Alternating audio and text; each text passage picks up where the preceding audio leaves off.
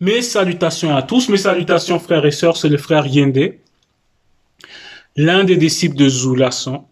Comme vous le savez déjà, Zoulasson, c'est le seul mandaté dans la réalité du visible. Donc tous ce pseudo-enseignants, bishop, faux pasteurs et coachs de vie, vous savez déjà, ils sont juste là pour vous distraire, pour vous égarer, pour vous apporter l'abomination.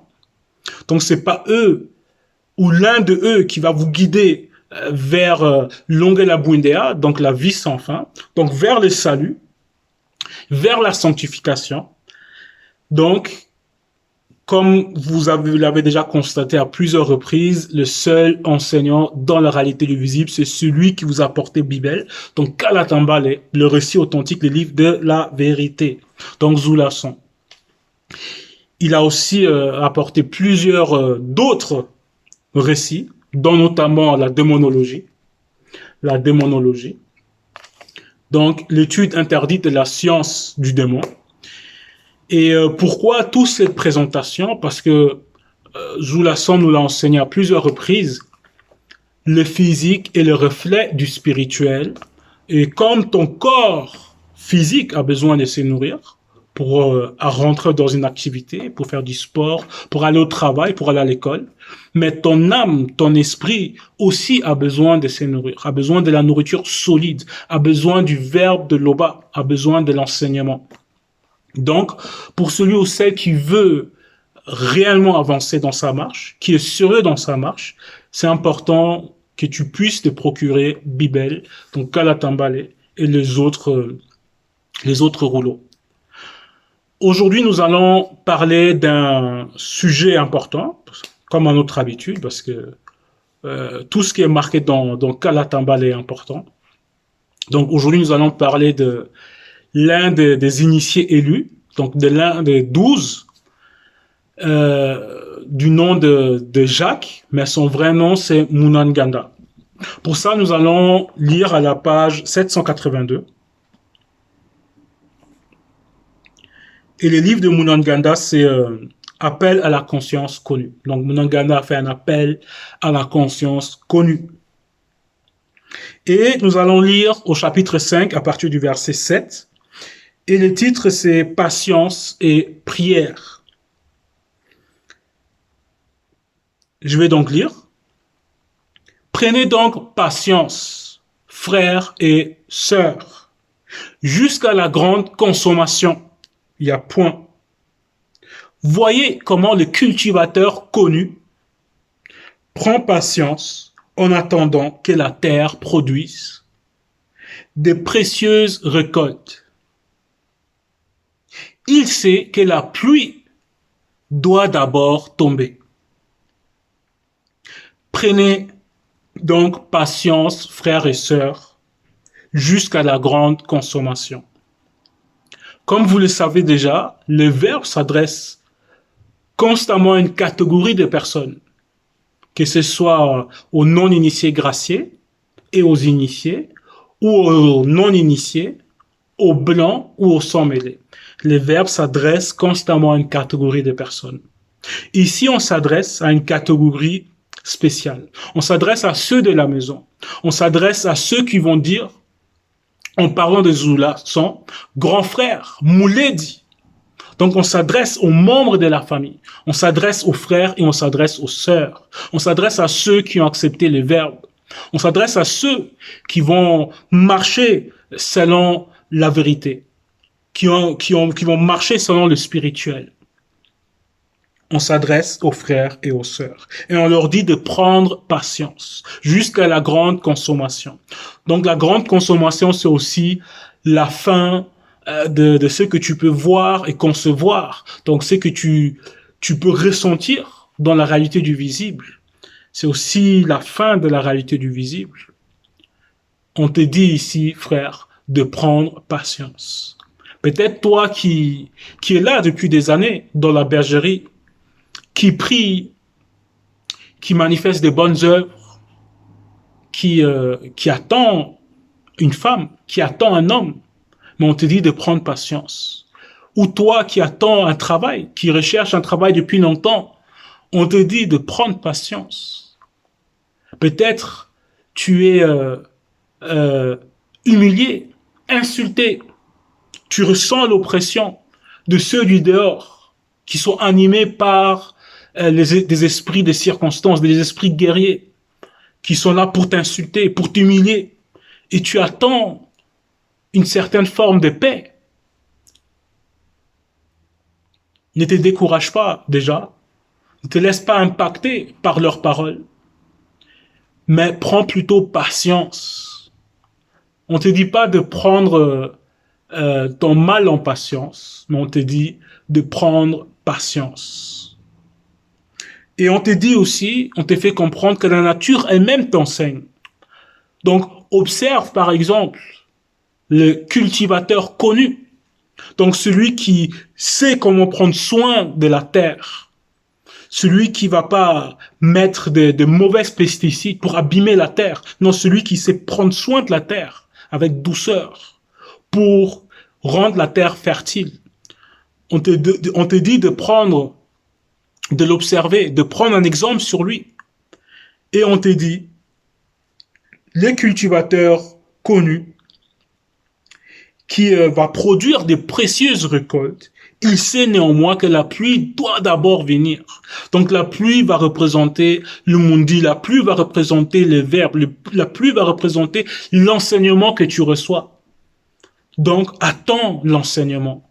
Laisse l'enseignement réellement te changer, travailler en toi, te sculpter pour que tu puisses devenir une nouvelle créature. Donc, sois patient pour que les verbes puissent réellement te remodeler, te transformer, te changer. Pour mieux comprendre, nous allons lire dans Mutatedi, à la page 476.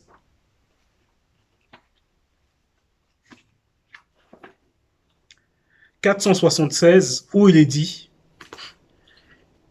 à partir du verset 18, donc Mutatedi 6, 18, où il est dit, « Mon fils, dès ta jeunesse, accueille l'instruction, tu trouveras la sagesse. » Donc, dès l'instant où tu as accepté les verbes, accueille l'instruction, donc accueille l'initiation, accueille les enseignements, et tu trouveras la sagesse. Tu trouveras la manifestation de la crainte du respect qui est dû à l'Oba. Approche-toi de l'entité de la sagesse. Et, comme le laboureur ou le semeur, attends patiemment les biens qu'elle produira pour toi.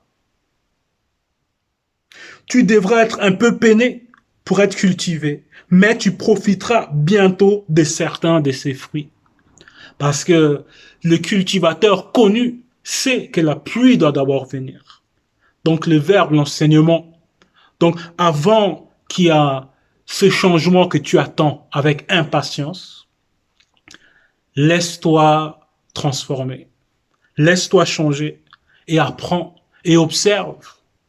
Observe. Ne te précipite pas. Parce que le verbe est fidèle. Celui ou celle qui reste fidèle, le verbe se montrera aussi fidèle à lui ou à elle. Le verbe est ainsi. Le verbe est même plus que on peut s'imaginer, parce que beaucoup de gens vont dire le verbe est amour. Le verbe est bien plus que ça. Donc, on te dit ici, frère, sœur, de demeurer donc dans la patience. Donc, de prendre patience. Verset 8. Prenez patience, vous aussi. Donc, vous aussi, comme le cultivateur connu. Soyez plein de courage, car le jour de la grande consommation est proche. Donc, on te fait comprendre que la grande consommation est proche, que la fin de toute chose est proche, dans le visible. Pour ça, nous allons lire dans Dalé 1, à partir du verset 3. C'est à la page 783 où il est dit « Louons l'Oba, tété de Jokisabe, et du deuxième, dans la manifestation de sa grande bonté, Il nous a fait naître à une vie nouvelle en relevant Jokisabe d'entre les morts par le Mundi.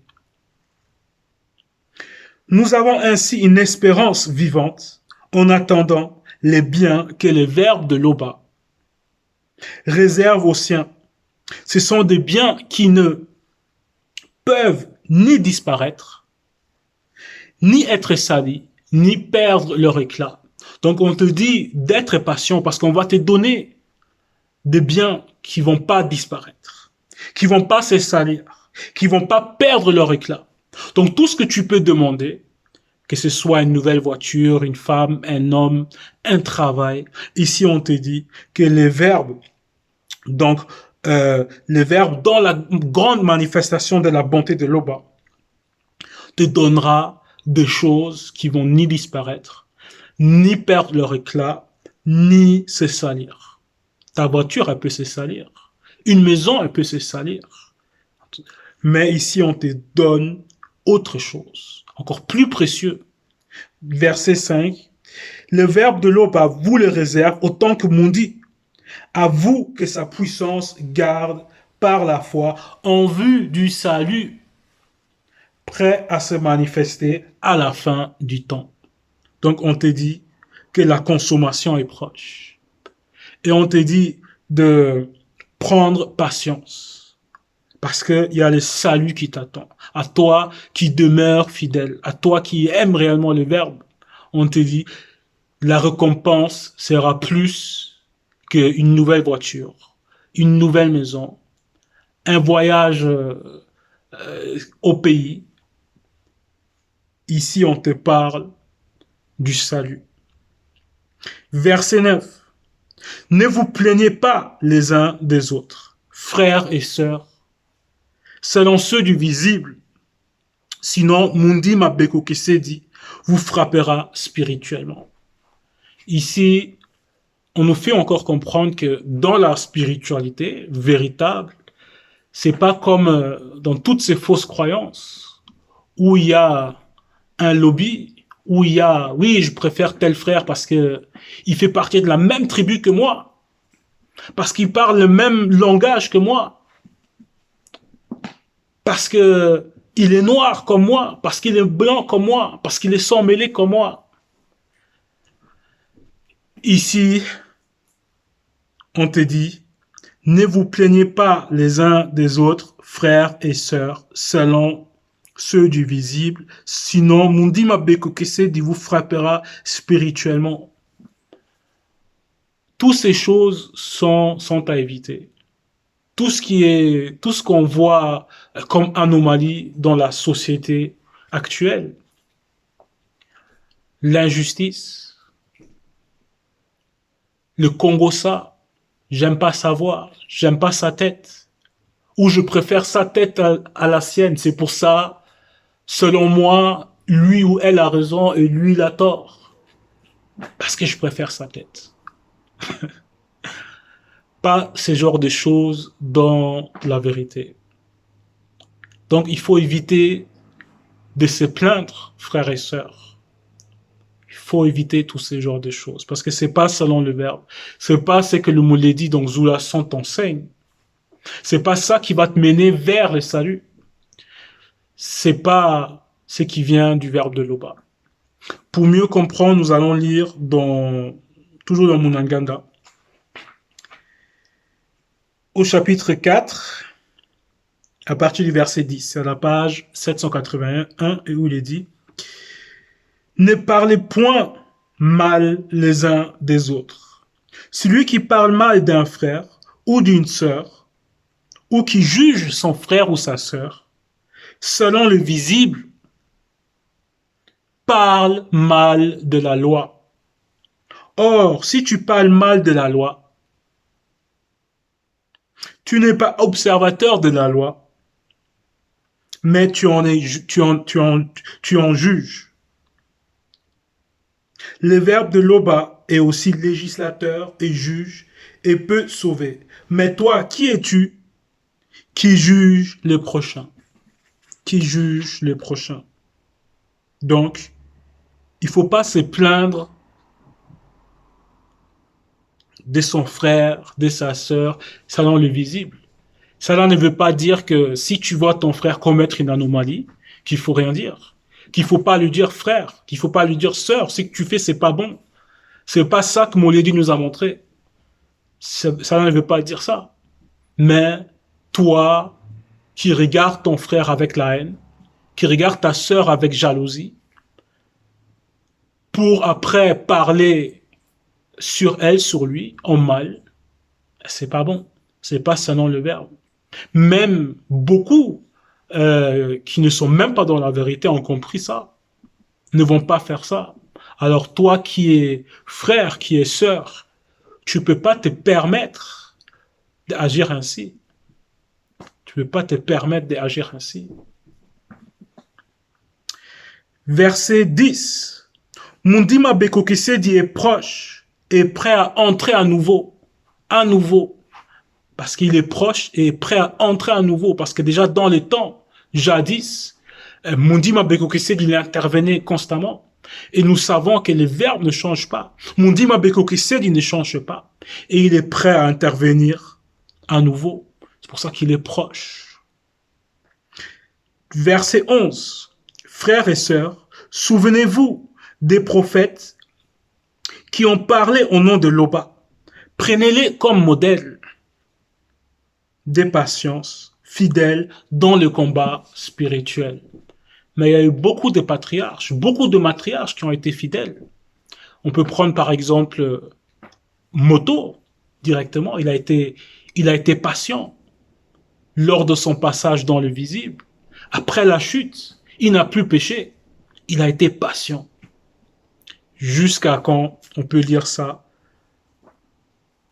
il a reçu la purification. On peut lire ça dans Beboutedi. C'est à Beboutedi, chapitre 4, verset 86, où il est dit « Heureux êtes-vous à cet instant, car Mouto et toi avez obtenu le mystère de la grâce purificatrice. » Donc, Moto était patient jusqu'à ce moment-là, après la chute. Il y a aussi Sango, lui qui n'avait pas de descendance. On lui a dit qu'il aura une avec sa femme. Il y a aussi Kakane, qui était stérile durant des années et des années. Et ensuite, nous connaissons l'histoire, voilà, la suite, nous la connaissons. Elle a enfanté. Et pas n'importe qui. Donc, la patience paye, si c'est selon le verbe. Nous allons retourner à la page 782.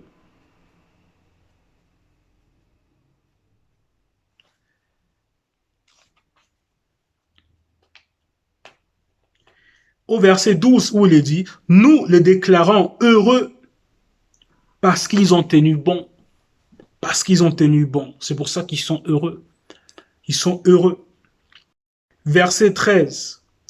Surtout, virgule, mes frères et sœurs, ne jurez point, ne jurez ni par le ciel visible, ni par la terre, ni d'aucune autre façon. Dites simplement oui, si c'est oui, et non, si c'est non, afin que vous ne tombiez pas sous le jugement du Mundima Bekokisedi. Parce que beaucoup de gens vont jurer sur la tête de ma mère. Ils vont dire ça, excusez-moi de l'expression. Mais la tête de ta mère, est-ce qu'elle t'appartient déjà? tu dis sur la tête de ma mère. Mais la tête de ta mère, est-ce qu'elle t'appartient? Sur mes propres cheveux. D'autres vont dire même cette phrase-là. Donc, il faut pas jurer. Il faut pas jurer. Parce que, dis plutôt si le verbe de l'Oba le permet, je le ferai. Ou comme ici indiqué, oui ou non. Aussi simple que ça. Verset 14. Quelqu'un parmi vous est-il dans la souffrance? Qu'il prie. Quelqu'un est-il heureux? Qu'il chante des louanges. Donc, ici, on nous montre l'importance de la patience. Et ici, à la fin, au verset 14, on nous fait comprendre que quelqu'un parmi vous est-il dans la souffrance, de prier aussi. Pour ça, nous allons lire dans Essombe 44, verset 9, où il est dit: